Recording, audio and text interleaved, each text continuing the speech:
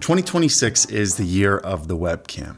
It's the year that if you don't want to get a fancy, expensive camera, a fancy, expensive lens, a capture card, and a dummy battery, you don't have to anymore. You can just get a $200 webcam, and your content, your live streams, your YouTube videos, whatever you're shooting will look really good. And if that sounds ridiculous to you, well, let me just show you. This box is empty right now because I've been shooting this entire video on the YoloCam S3, a $200 webcam. How many of you noticed? How many of you thought this was a fancy camera? Because this is not my normal high-end camera I shoot with. Let's have even a little bit of more fun. Let's go to split screen here. Okay. One of these is a $200 YoloCam S3, and one of these is a $2,000 Lumix camera with a $1,200 lens on it. I'll give you a couple seconds. I'm going to tell you which one's which. Some of you can probably tell if you got a keen eye, if you know what you're looking for, but they both have good blurry background. I mean, look at the blur on this little light right up here in the corner.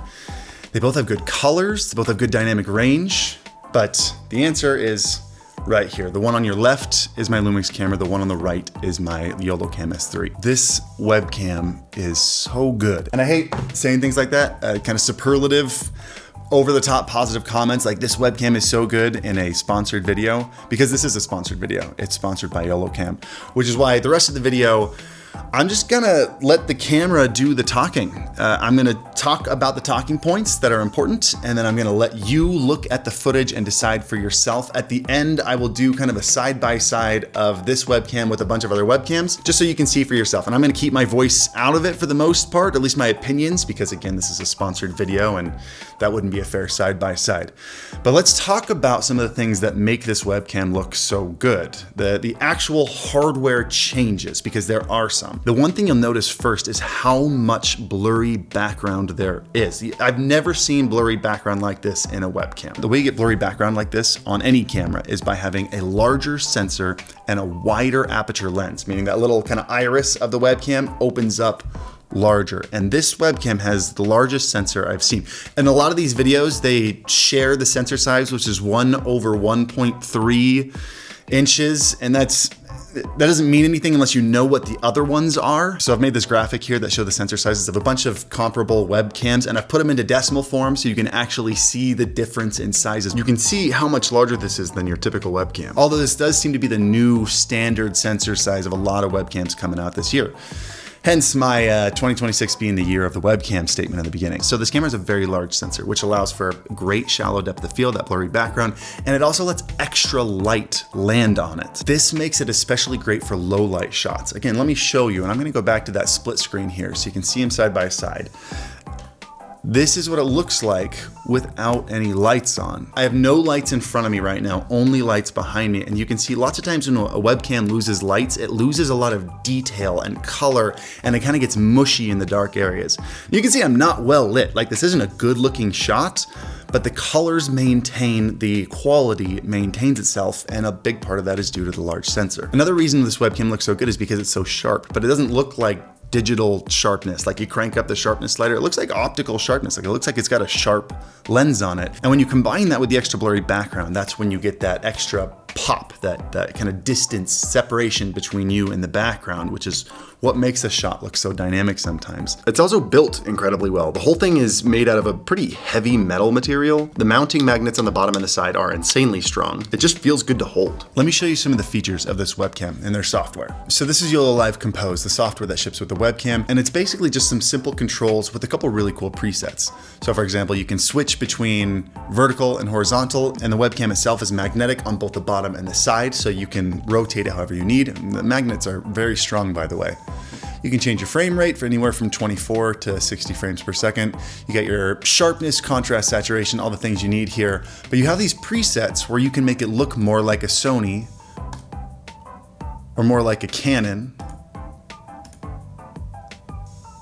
or more like a neutral color. And I thought the Sony one looked the best in my lighting and in my situation. They also have this thing called vignetting control, which has been on, I believe, the whole time in this video, but near the edges of the sensor and the lens, you get kind of darker spots. It's called vignetting.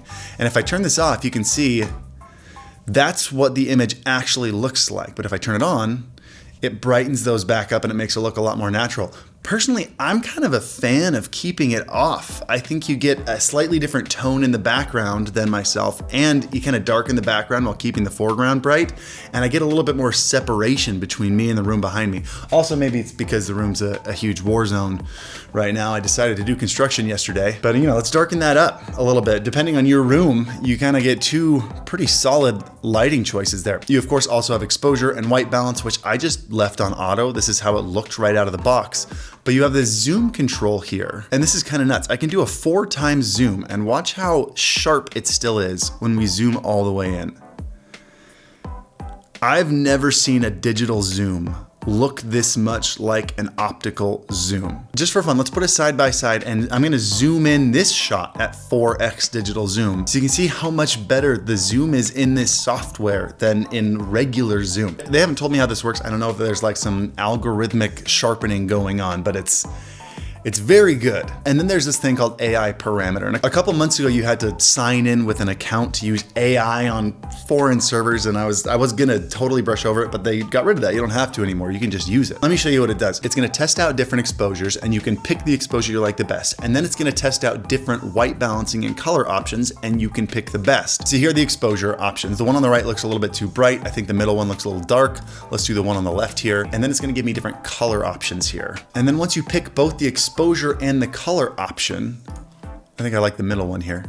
You can see both the exposure and the white balance have switched to manual based on the composition that you picked in the earlier ones. Kind of a cool way of checking out different looks without actually having to know how to do it yourself. But I like this new age of webcam we're entering. I'm gonna put side-by-sides between this and comparable webcams on the screen right now, just so you can get a clear idea of this webcam versus the competition without my bias injected in. So I'm not gonna tell you what I think. I just want you to watch these. But I feel like the YoloLiv S3 is the first time I felt confident enough in a webcam where I feel like unless you need to use fancy artsy lenses or you take a camera outside to shoot stuff, if you're live streaming or shooting your YouTube videos at your desk, I don't think you need to spend thousands on a camera setup anymore. You can just plug in a webcam that's $200 and get a really high quality image. And I think this is the beginning of where we're gonna start seeing professional streamers who want a high quality image pick a webcam. And that's great news. I'm really excited for that. Let me know in the comments down below if you agree with me and your thoughts on this webcam. And if you are interested in the webcam, I'll put a link in the description down below.